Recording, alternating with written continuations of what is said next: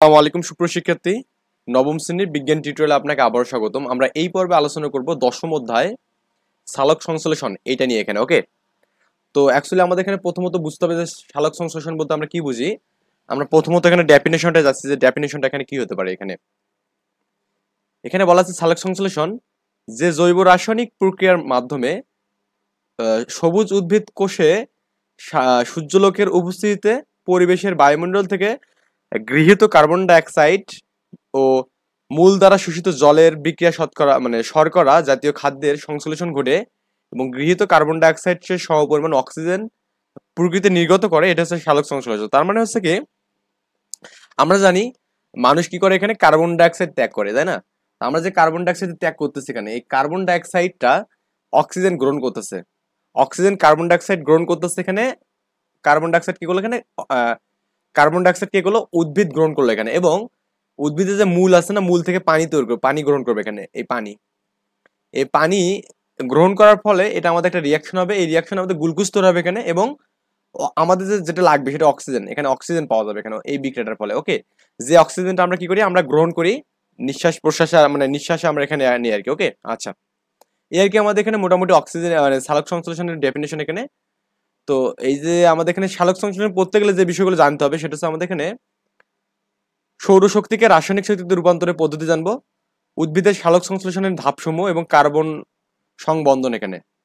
তো এখানে আমাদের একটু জাস্ট পড়ে দেখি স্টেপ বাই স্টেপ। সালোক সংশ্লেষণ এখানে বলা আছে ফটোসিনথেসিস এখানে। ওকে, ইংলিশ নামটা একটু পড়ে নেবো এখানে আমরা। তোমরা জানো যে জীব থেকে চারা তৈরি হয়, এই চারাগুলো ধীরে ধীরে বড় হয় এবং দৈহিকভাবে বৃদ্ধি পেয়ে পূর্ণাঙ্গ উদ্ভিদে পরিণত হয়। আমরা কিন্তু জানি এই বিষয়গুলো এখানে, আমরা মোটামুটি এই বিষয়গুলোতে অনেকেই অভ্যস্ত বা আমরা জানি এখানে, বা অনেকের বাড়িতে তারা অনেকেই চারা রোপণ করে এখানে। বহু বছর থেকেই বিজ্ঞানীদের মনে প্রশ্ন ছিল যে সময়ের সঙ্গে সঙ্গে উদ্ভিদের এই দৈহিক বৃদ্ধিকে ঠিক কোন জিনিসগুলো অবদান রেখেছে এখানে, মানে এই যে এর ফলে কোন কোন বিষয়গুলো অবদানের ফলে আমাদের উদ্ভিদের দৈহিকভাবে বৃদ্ধি পাচ্ছে এখানে। এটা কি পানি, না পানিতে প্রাপ্ত নিউট্রিয়েন্ট? নিউট্রিয়েন্ট হচ্ছে আমাদের পুষ্টিকর, যেটা আমাদের উদ্ভিদের জন্য যেটা পুষ্টিকর খাবার আর কি। আমরা যেটা পুষ্টিকর খাবার সে মাছ ডিম খাই, এরকম নিউট্রিয়েন্ট বলতে আমরা বুঝি কি, যেটা মাটিতে প্রাপ্ত একটা কি আমাদের মানে উদ্ভিদের খাবার আর কি। এখানে আলো নাকি অন্য কিছু এখানে। এখন আমরা জেনেছি যে সূর্যের আলো, পানি এবং বাতাসে কার্বন ডাই অক্সাইড ব্যবহার করে উদ্ভিদ নিজেরাই নিজের খাদ্য তৈরি করে নেয় এখানে। এই প্রক্রিয়াটির নাম হচ্ছে সালোক সংশ্লেষণ। তো সালোক সংশ্লেষণ বলতে আমরা কি বললাম এখানে, উদ্ভিদ কার্বন ডাই অক্সাইড আমরা যে ত্যাগ করি যে কার্বন ডাই অক্সাইড, এই কার্বন ডাই অক্সাইড গ্রহণ করবে করে এবং কি উদ্ভিদের মূল থেকে পানি নেবে এখানে। আমাদের উদ্ভিদের মূল থেকে পানি নিয়ে এর ফলে একটা রিয়াকশন করবে এখানে, গ্লুকোজ এবং কি হবে বলতে এখানে আমাদের কার্বন ডাই অক্সাইড তৈরি হবে এখানে।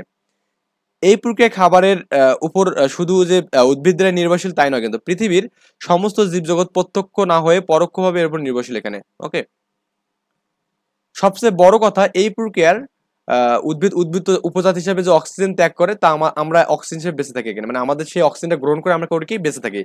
উদ্বৃত্ত বলতে আমরা কি বুঝি, এটা একটা আমাদের বোঝার মতো বিষয় এখানে। উদ্বৃত্ত বলতে আমরা কি বুঝি এখানে, অ্যাকচুয়ালি আমাদের বাজার থেকে যখন আমরা অনেক কিছু বাজার সাজাই করে নিয়ে আসি, ধরুন আমাদের বাজার থেকে আমাদের শাক নিয়েছে, লাল শাক বা একটা শাক নিয়ে এসছে এখানে। ওকে, শাক আমরা বাসায় এনে করি কি, এই শাকটাকে বাছি, মানে অনেক পরিষ্কার করি এখানে বা ক্লিন করি এখানে। তো এই শাকের মধ্যে যেগুলো খাওয়া যাবে না, যে ডগাগুলো আছে এগুলো ফেলে দেয় না। এই যে এটা হলো মতো উদ্বৃত্ত অংশ এখানে, মানে যে বিষয়গুলো ফেলে দেওয়া হয় এখানে, এগুলো হচ্ছে উদ্বৃত্ত অংশ এখানে। এই যে আমাদের যে কার্বন ডাইঅক্সাইড এবং আহ, যে পানি আছে, পানির বিক্রিয়ার ফলে যে উদ্বৃত্ত হিসেবে যে অক্সিজেনটা ত্যাগ করলো এখানে, কি এখানে ত্যাগ করলো, অক্সিজেন।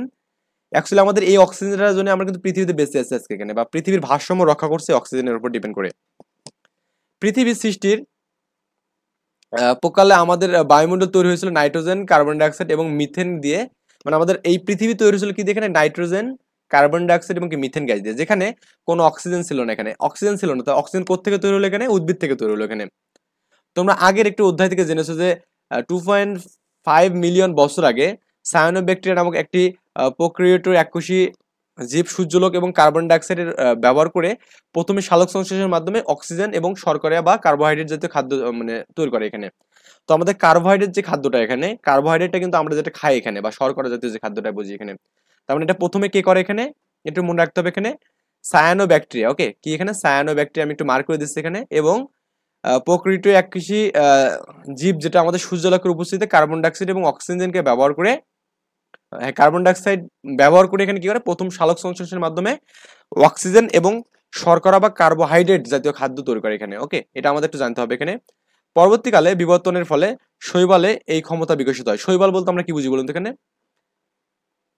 শ্যাওলা পড়ি আমরা, কি যে বর্ষাকালে অনেক সময় কি পিছলে পড়ি না শ্যাওলাতে, সবুজ একটা ঘাসের উপর পিছলে পড়ে যায় না, যেটা পিছলি হয় অনেক, এটা বলতে শৈবাল বা এখানে শ্যাওলা বলা হয় যেটাকে আর কি। এখানে শৈবাল এবং প্লাঙ্কটনকে আমরা বুঝি এখানে, প্লাঙ্কটন বলতে আমরা বুঝি ক্ষুদ্র ক্ষুদ্র জলজ উদ্ভিদ এখানে, যেগুলো আমাদের খালি চোখে দেখা যায় না বা অনেক সময় দেখা যায়, যেগুলো আমাদের মাছের খাদ্য আর কি। হ্যাঁ, ছোট ছোট প্লাঙ্কটন বা আমাদের এখানে পানির উপরে যেগুলো ভাসমান থাকে আর কি এখানে, জু প্লাঙ্কটন আর কি। ওকে, এবং পূর্ণাঙ্গ উদ্ভিদ এখন আমাদের বায়ুমণ্ডলে অক্সিজেন সরবরাহ নিশ্চিত করে রাখতে একসঙ্গে কাজ করে এখানে, যা আমাদের বায়ুমণ্ডলকে ধীরে ধীরে বর্তমান অবস্থায় পরিণত করেছে এখানে বা রূপান্তর করেছে এখানে। মোট কথা হচ্ছে আমাদের এখানে উদ্ভিদের উপর ডিপেন্ডেন্ট হয়ে কিন্তু আমাদের কিন্তু এই জীব জগৎটা কিন্তু আমাদের বেঁচে আছে কিন্তু এখানে, তাই না? তার মানে বেশি বেশি করে আমাদের গাছ লাগাতে হবে, আমাদের জীব জগৎকে বাঁচাতে হবে এখানে। এই অধ্যায়ে আমরা সালোক সংশ্লেষণ নামক প্রকৃতির অত্যন্ত গুরুত্বপূর্ণ বিষয় বোঝার ট্রাই করবো এখানে। সৌরশক্তিকে রাসায়নিক শক্তিতে রূপান্তর। সৌরশক্তি বলতে আমরা কি বুঝি এখানে? আমরা অনেক সময় করি না যে সৌর প্ল্যান্ট বাসা বাড়িতে লাগাই এখানে, সৌর প্লেট লাগাই এখানে, এবং ব্যাটারির মাধ্যমে কি করি এই শক্তিটাকে সঞ্চিত করি এবং রাতের বেলা আলো দেই বা আমাদের যেটা প্রয়োজন হয় সেটা কিন্তু করি এখানে। তখন আমরা করবো কি এই সৌরশক্তিকে রাসায়নিক শক্তিতে রূপান্তর করবো, সেটা কিসের মাধ্যমে? পাতার মাধ্যমে। আমরা জানি উদ্ভিদের পাতার মধ্যে ক্লোরোফিল থাকে এখানে, কি থাকে? ক্লোরোফিল থাকে, যেটা সবুজ মূলত এখানে। ওকে, এবং এই ক্লোরোফিলের কারণে কিন্তু আমাদের কি সালোক সংশ্লেষণ ঘটে কিন্তু এখানে। তো একটু পড়ে দেখি বিষয়গুলো। তোমরা ইতিমধ্যে জেনে গেছো যে উদ্ভিদের ক্লোরোফিলের কারণে উদ্ভিদের পাতা রং সবুজ হয় এখানে। অ্যাকচুয়ালি আমাদের এখানে যদি যদি কখনো কোশ্চেন আপনাকে করা হয় যে উদ্ভিদের পাতা রং কেন সবুজ হয়, এখানে উদ্ভিদের পাতা রং সবুজ এই কারণে, কারণ আমাদের ক্লোরোফিলের কারণে।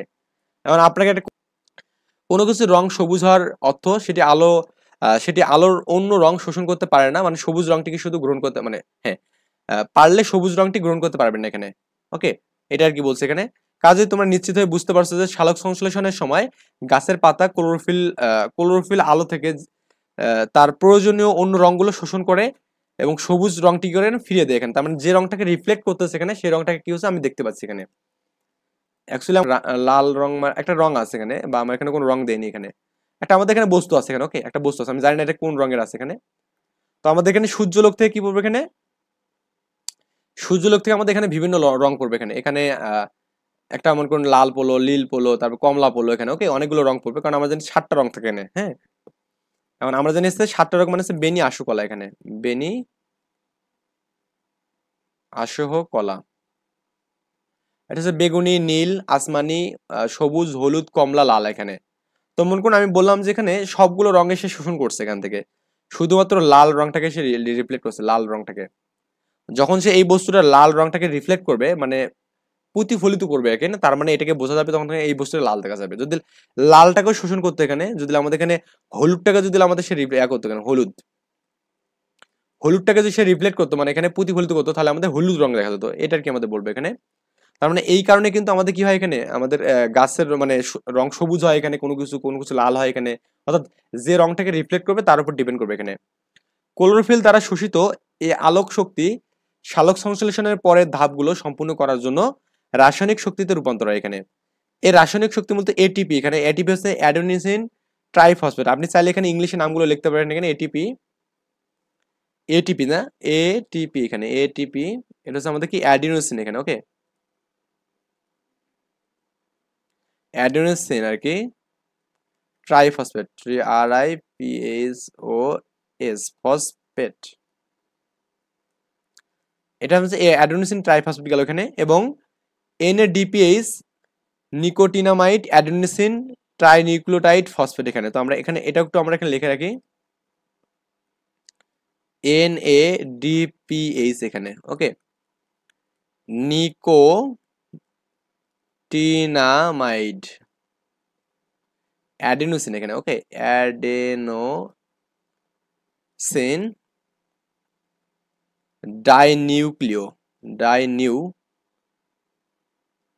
নিউক্লিওটাইড ফসফেট,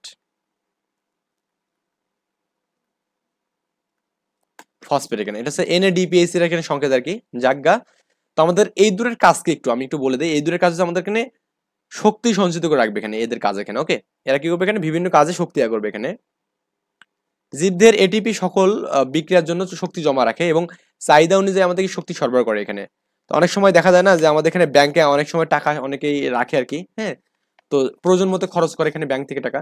এরকম আমাদের এখানে এটিপিও কি করে এখানে আমাদের জীবদের মধ্যে কি করে এখানে এই শক্তি সঞ্চিত করে রাখে এখানে, এবং আমাদের যখন যেখানে প্রয়োজন হয় সেখানে এই শক্তিটা কি ব্যয় করে এখানে। ওকে, তো এটিপি কে কোষের জৈব মুদ্রা বলা হয় বা বায়োলজিক্যাল কয়েন বলা হয় এখানে। এটা একটু ইম্পর্টেন্ট, কাকে বায়োলজিক্যাল কয়েন বলা হয়, এটিপি কে বায়োলজিক্যাল কয়েন বলা হয় এখানে। একটু মার্ক করে দিলাম এখানে, একটু ভালো করে বোঝার ট্রাই করবেন এখানে, বিষয়টা একটু মনে রাখবেন।